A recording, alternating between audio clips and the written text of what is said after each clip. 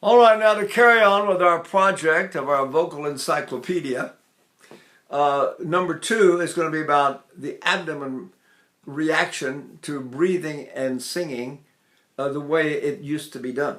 And any of you who are interested can read Mr. Caruso's book, or Tetrasini's book, or Lily Lehman's book. There are great singers who talk about breathing a lot, Caruso especially. He called it the massive power of the respiration required for great singing.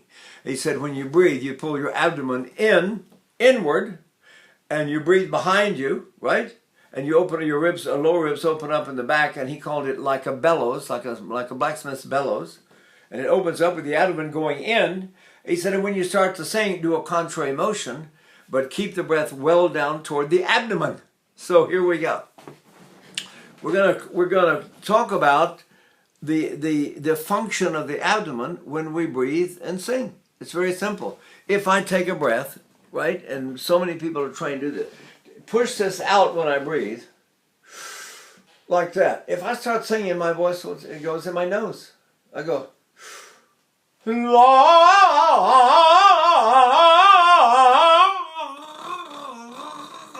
and it sounds like I'm singing, and it sounds okay in a room, and if I'm making records of something in a room, it sounds fine. But when I get in a big theater, over a big orchestra, then all of a sudden it sounds like, if you hear anything, and if you don't hear that, you usually don't hear the voice very well at all.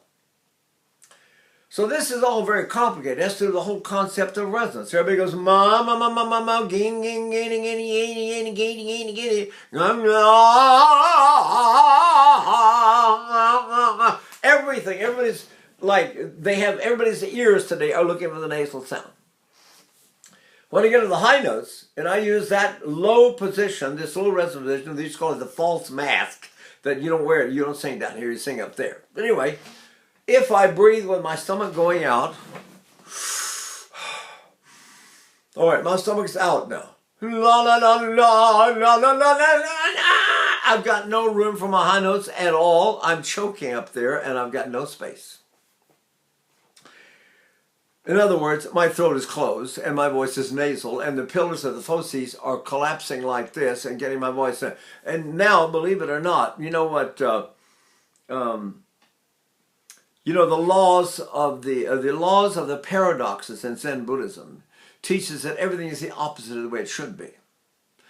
So Caruso's talking about breathing behind you when you breathe, and putting it out, put your abdomen out when you sing.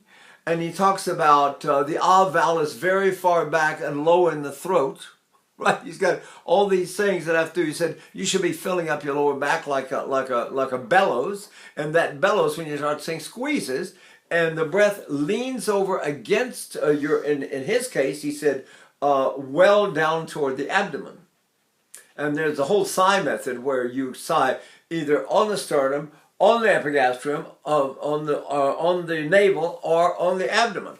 See?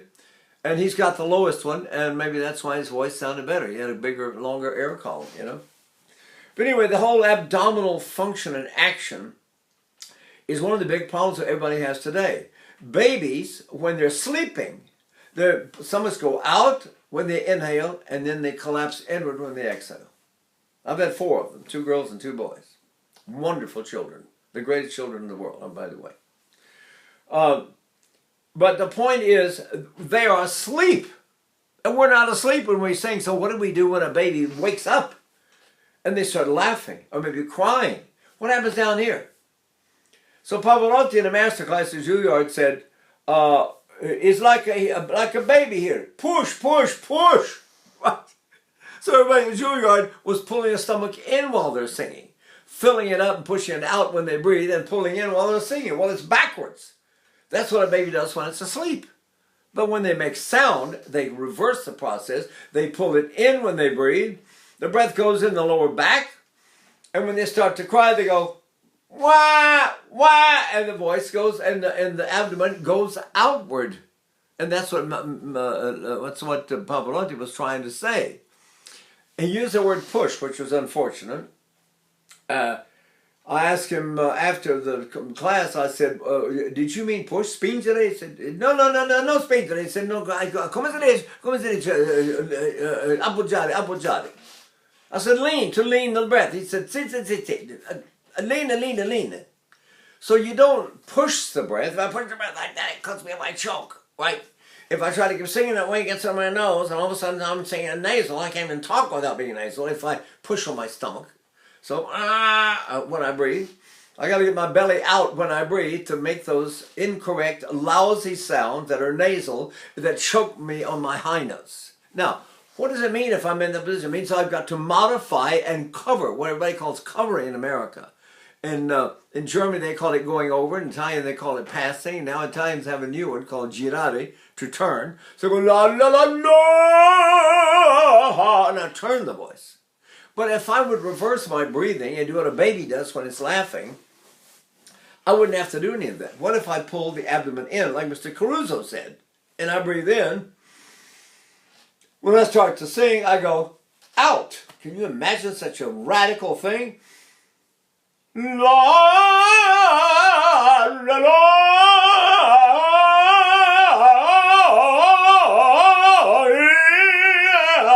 Warmed up a note today. I should have warmed up before I did this, but I wasn't going to demonstrate singing. I was going to demonstrate the various categories that have come up in my many years around the singing world. I mean, I'm 84 this year, and I've been in it up to my ears since I was 19. So if I'm going to do this, the voice passes. You can even say, oh, that's a covered tone. But I don't cover as a verb. I don't go la la la la and do all this modification. Ba ba ba ba ba ba ba ba ba ba ba ba.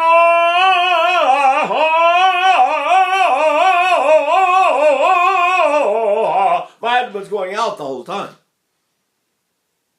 I pulled it in when I breathed and tried to breathe down my lower back. I got myself a really long air column down my back, right? And I go. Now there's my bucket, there's my instrument, there's my clarinet, my saxophone. They're all wind instruments, and I've got air down there now under this vibrating reed that we call the vocal cords or the vocal folds. And that vibrating reed has got to have accents, has got to have vibrating air underneath it. So I don't want to go and push it up there and have my stomach push when I breathe in. And then pull it in like that and press the breath up like that. And then I've got to do something now to compensate for all that pressure of the breath pushing up on my throat. And that's the way I sing. La. Yeah, except it's not, hasn't got enough ring to it, does it? You sing in the theater and somebody can't hear you. It's too dark, it's too tracheal. There's too much resonance happening in the throat. So what if I go, la, la? That's not nasal at all. It's very bright, very metallic if I want to sing that way. But it's out of my nose. If I push my stomach out and breathe, I'm going to go, la. It's absolutely my nose. I'm choking now. See? And high notes, forget it. So if I pull my stomach in and breathe in, really extreme, exaggerated breathing. It's exaggerated the breathing way down in the back with the abdomen going in, like Mr. Caruso describes in his book, right? So I go la la la la la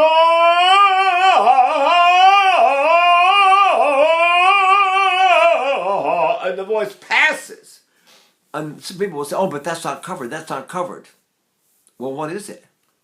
What is the only alternative in your mind to what is uncovered, wide open? But it's on la la la la la la la. It's not that either. What is it then? La la la la la. So Caruso said in his book, never change the shape of your mouth when you go to a high note. Never change the shape of your mouth. All right, here's my mouth. How many singers you know that sing this way? Why? What language do you know that's spoken that way on the planet Earth? Right? So So I say, hello, how are you today? How are you today? I'm feeling fine. It doesn't cover. It doesn't open. You know why? Because it doesn't do anything. You wake me up in the middle of the night and say, sing. Well, if I breathe behind me and my tummy goes out for the high notes, then I can sing when I first wake up because I have a throat that's designed to sing and I don't need to do anything in my throat. So I go,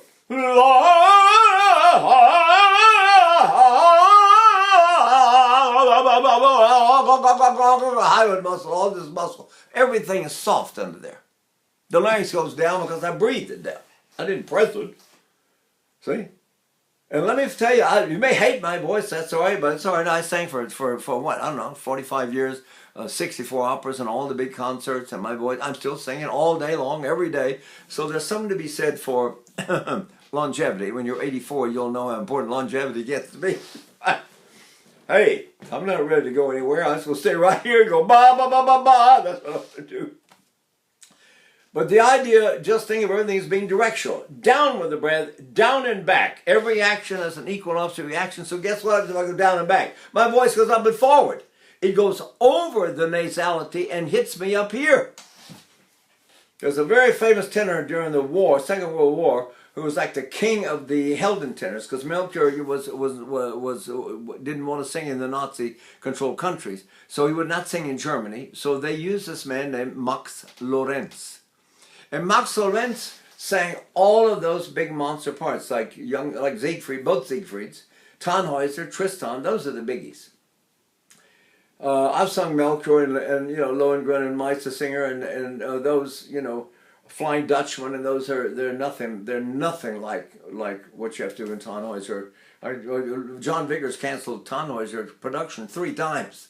He said it was impossible. He could not sing that the last act, the third act. Because it's very big and very dramatic with a monster orchestration going all the time, and the tenor's in the middle voice most of the time. He said his voice warmed up so much that he had high notes, but he couldn't sing the middle. He couldn't sing the middle notes to be big enough to get over that monster orchestra. And everybody thought he had a big voice. Can you imagine? Lordy, I feel like a flea when I sang with him. Maybe I'm a flea. But anyway, the point is, I'm going to breathe down behind me. When I do that, my abdomen goes inward, and as in the Lamperti book, where he demonstrates the process of breathing, the navel goes inward. Like that, like a baby does before they laugh or cry. They go,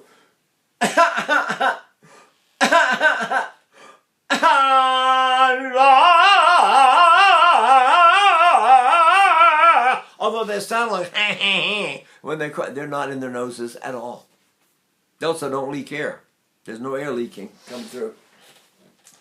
So if you really want your voice to get big in the theater, you have to learn to do nothing here and then breathe by pulling the abdomen in and filling up your lower back. Now, if you can fill up your lower back without pulling your abdomen in, that will be fine. You don't need to pull it in. But some of the singers like to pull it in because it increases compression against the lower back and helps it open even more. See? I went through all that with a pulmonologist, and he was really fascinated. I said, "You're going to start taking singing lessons?" He was really fascinated by the whole idea. He said, "I see you're doubling your breath capacity." I said, "Well, that's what we call getting bigger drums. The bigger the drum, the bigger the sound.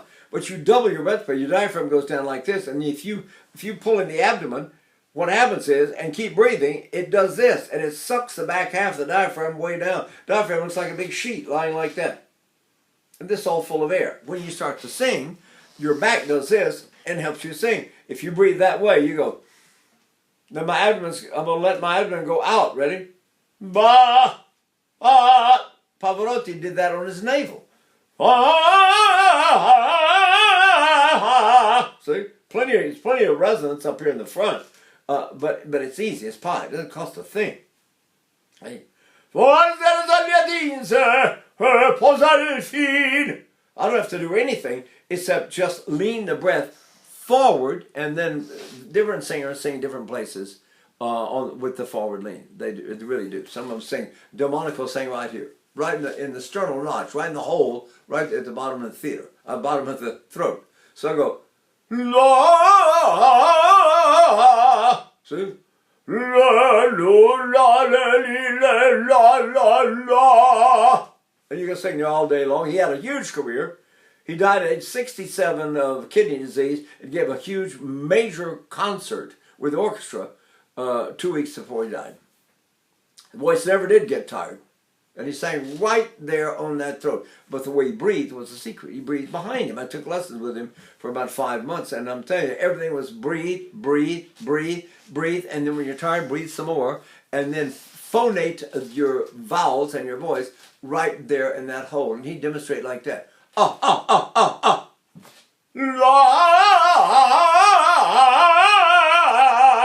If I push my stomach out to breathe, again, I can't do it. I can't do it. I have to pull my stomach in and breathe my lower back and open up my lower back and depress the back half of my diaphragm and pull my throat down when I'm sucking air like that. I'm going, and now it's easy now.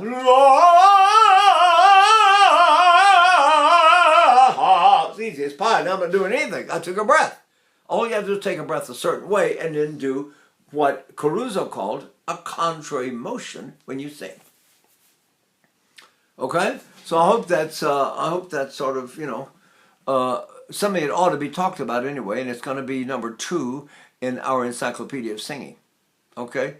And whoever disputes it, fine. If you get the one that works for you, fine. If you get nodules and bleeding vocal cords and bleeding throats and who knows what, the horrible things that happen to people's voices, it's really terrible. It's really terrible what happens. And all they have to do is change their breathing, This covering business goes, and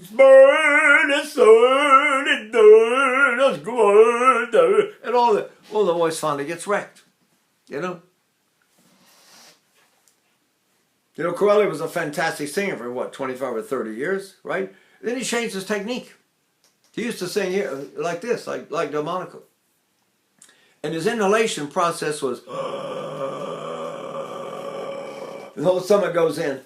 It's called the Muller maneuver. It even has a name. Muller maneuver. He and Jerome Hines sang to made over 50 years. We never had a vocal problem, sucking air in like that.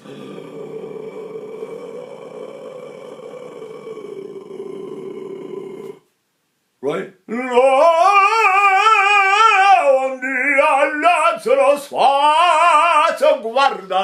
Otherwise, you can sing anything like that if the breathing is right, because the breathing does all the work.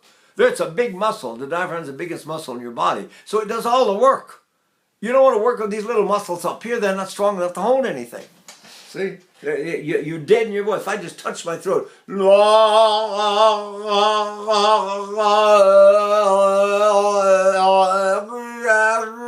any place touch my throat diminishes my resonance. So I don't touch my breath. My throat. I don't touch my throat. I breathe throatless, jawless, and tongueless like this. Then when I sing, I try to sing here like I'm asleep. Oh, you tonight, I was having such a lovely nap after all.